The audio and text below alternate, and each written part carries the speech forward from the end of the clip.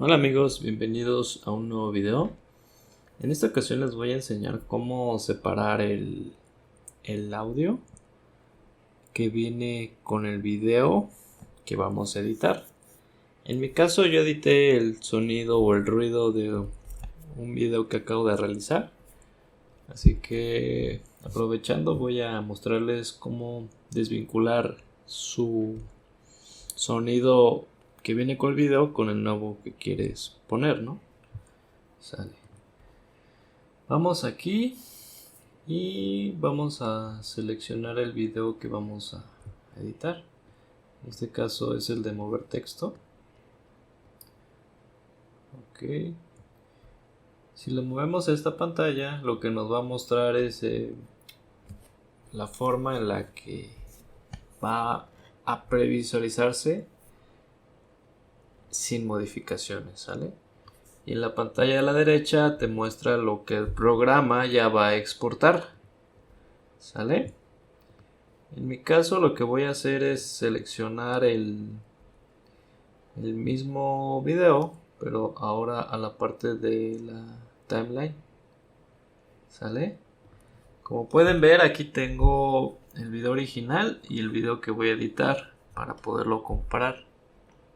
Ok. Como podrán ver, el video y el sonido están enlazados. No los puedo mover por separado, entonces lo único que tenemos que hacer es clic derecho y un link, ¿sale? Y de esta forma ya podemos seleccionar el texto desvinculado, ¿no? Vamos a hacer la prueba. Hola amigos, bienvenidos a un nuevo video. Ok, como pueden ver aquí el video original tiene el audio, ¿no? Vamos a mover el audio hasta acá para que cuando lo reproduzcamos acá no nos vaya a salir. Como pueden ver, ya no nos sale el sonido, pero si nos vamos hasta acá va a sonar simplemente el sonido. Como verán, está corriendo, sale. Y ya simplemente lo que tenemos que hacer es insertar el sonido, que en este caso lo tengo en esta carpetita. Ok. Y simplemente inserto el audio que de verdad quiero tener, que sería este. Sale.